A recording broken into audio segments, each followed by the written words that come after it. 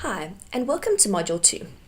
In this module, we're going to be looking at the common characteristics of ADHD, or how it would look in your classroom. Now, before we begin this module, I would like to present you with this quick question. Which one of these children may have ADHD? A, the quiet learner in your class that sits and stares off into space.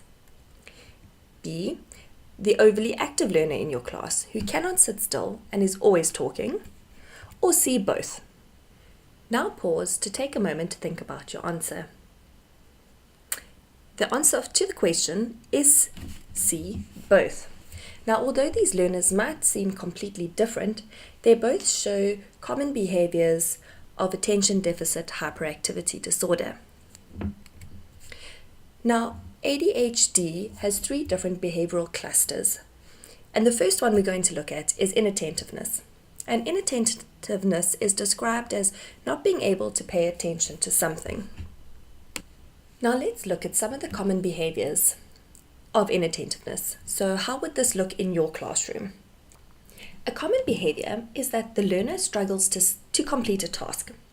And it isn't that because children with ADHD can't pay attention. When they're doing things that they enjoy or hearing about topics that they're interested in, they have no problem focusing or staying on task. But when a task becomes repetitive or boring, they quickly tune out. Learners become easily distracted by visual stimuli. They're very aware of what the person next to them is doing, what's happening outside the classroom, noises happening on the playground, perhaps bells ringing, and because they become aware of these, they become easily distracted from the task at hand. Learners who show inattentiveness often lose or misplace things. They just can't remember where they've put it, and their organization is not so good. Because learners struggle to pay attention or sustain attention to something, they have difficulty remembering things and following instructions that the teacher is given. So often tasks are incompleted or just not done correctly because they have not remembered to follow every step in a certain order. Learners have difficulty adapting to changes in their routine. They quite like knowing what they're going to do every day, or they've got their calendar and they understand what their week is going to be like, and changes in routine can often upset them. Learners struggle to stay organized, and organizing their schoolwork and their time is a lot harder for them than it is for most children. And learners have difficulty sustaining attention. And what this means is staying on track is another common problem. Children with ADHD often bounce from task to task without completing any of them, or skip the necessary steps and procedures. The next behavior cluster we're going to look at is hyperactivity. And this is described as a learner who is possibly constantly or overly active. Hyperactivity is the most obvious sign of ADHD. And while many children are quite naturally active, kids with hyperactive symptoms of attention deficit disorder are always moving. They are constantly fidgeting or squirming around in their seat. They stand up and leave their chair often. They need to walk around. They talk excessively with the person next to them or anyone who they can talk to. And because of this hyperactivity and this movement that they're constantly in, they are quite prone to accidents. Hyperactive learners have difficulty just sitting still or playing quietly by themselves. So quiet time activities and games that are going on in the classroom, they really struggle, and they often disrupt and ruin it for other learners. A child who shows signs of hyperactivity often enjoys sport because this is a way for them to release all this energy that they have. And they're often described as someone who just never stops. Now remember, they might try to do several things at once, bouncing around from one activity to the next. And even when they are forced to sit still, which can be very difficult for them, their foot is tapping or their leg is shaking or their fingers are drumming. There's always something going on. And these are all signs to look out for with learners in your classroom. The next behavioral cluster we're going to look at is impulsivity.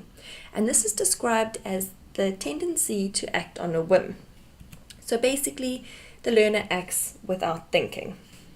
And this can show in their schoolwork, as they will often make careless mistakes. They rush to put an answer without thinking. They begin tasks without getting instructions from the teacher on what needs to be done, and they sometimes guess instead of taking the time to solve a problem. The impulsivity of children with ADHD can cause problems with their self-control. Because they censor themselves less than other kids do, they'll interrupt conversations, they'll invade other people's space, ask irrelevant questions in class, make tactless observations, or just ask overly personal questions. Learners with high impulsivity have difficulty waiting their turn. They almost demand immediate gratification. If they have the answer, they must shout it out. They cannot wait their turn. Learners with impulsive signs and symptoms of ADHD also tend to be moody and to overreact emotionally. As a result, others may start to view the child as disrespectful, weird, or needy. Learners are often described as being impatient, and instructions like be patient or wait a little while or 2 more minutes are twice as hard for learners with ADHD than it is for other learners. Now we have looked at the 3 different behavioral clusters for attention deficit hyperactivity disorder. We've looked at behaviors for inattentiveness, impulsivity, and hyperactivity.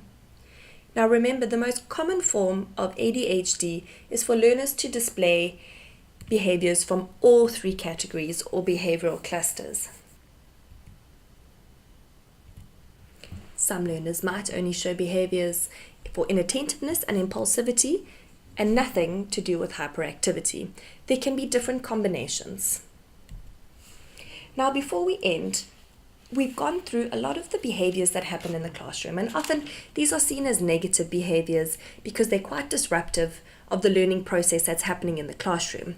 It's a lot more work and energy for the teacher to constantly have to keep a learner on track, to make sure that they're seated, that they're focused all the time. And we often get this negative view about learners with ADHD. So I wanted to end on a more positive note. And there are definitely positive characteristics of attention deficit hyperactivity disorder. The first one is these learners are more creative and they are very imaginative. A child who daydreams has 10 different thoughts at once and can become a master problem solver, a fountain of ideas, or an inventive artist. These learners are more flexible because children with ADHD consider a lot of options at once, and they don't become set on one alternative early on and are more open to different ideas. These learners show more enthusiasm and spontaneity, and they are seldom very boring people. They're interested in a lot of different things and have very lively personalities. These learners show more energy and more drive. When kids with ADHD are motivated, they work or play hard and they strive to succeed. It actually may be difficult to distract them from a task that interests them, especially if the activity is interactive or hands-on.